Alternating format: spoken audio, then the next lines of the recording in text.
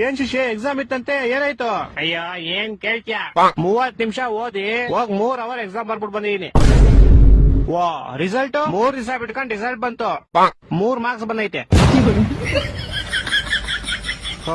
ಆಮೇಲೆ ನಮ್ಮಪ್ಪ ಮಾರ್ಕ್ಸ್ ಗಳನ್ನ 3 ನಿಮಿಷ ನೋಡಿ 3 ಅವರ್ ನಂಗೆ ಬೆಲ್ಟಲ್ಲಿ ಹೊಡೆದ್ರು.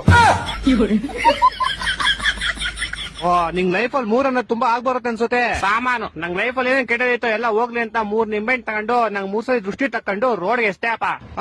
ಯಾರೋ ಒಬ್ಬ ಬೈವರ್ಸಿ ಅವ್ನ ಬೈಕ್ ನ ನಿಂಬೆಹಣ್ಣು ಮೇಲೆ ಹತ್ತಿಸ್ಬಿಟ್ಟು ಸ್ಕಿಡ್ ಆಗಿ ಅವ್ನ ಬೈಕ್ ನ ತಗೊಂಡೋಗಿ ಸೀದಾ ಕಂಬಕ್ಕಿಟ್ಟ. ಬಿಡು ಹೋಗ್ಲಿ, ನಿನ್ ಕೆಟ್ಟದೆಲ್ಲ ಆಕ್ಸಿಡೆಂಟ್ ಅಲ್ಲಿ ಹೋಯ್ತು ಅನ್ಕೋ. ನಾನು ಹಂಗೆ ಅನ್ಕೊಂಡ್ ಆರಾಮಾಗಿದ್ದೆ ಅಪ್ಪ. ಆದ್ರೆ ಗೋಳಿ ಮಗ ಮೂಲಲಿರೋ ಅಂಗಡಿಗೆ ಹೋಗ್ಬಿಟ್ಟು ಯಾರ್ ನಿಂಬೆಹಣ್ಣು ಇಸಿದ್ರು ಅಂತ ಕ್ಯಾಮ್ರಾ ಚೆಕ್ ಮಾಡ್ಕೊಂಡು ನಮ್ ಮನೆಗೆ ಬಂದ್ 3,000 ರೂಪಾಯಿ ಇಸ್ಕೊಳೋದ. ನಮ್ಮಪ್ಪ ಅದೇ ಬೆಳ್ತಾಳಿ ಇನ್ನೂ 3 ಅವರ್ ಹೊಡೆದ್ರು.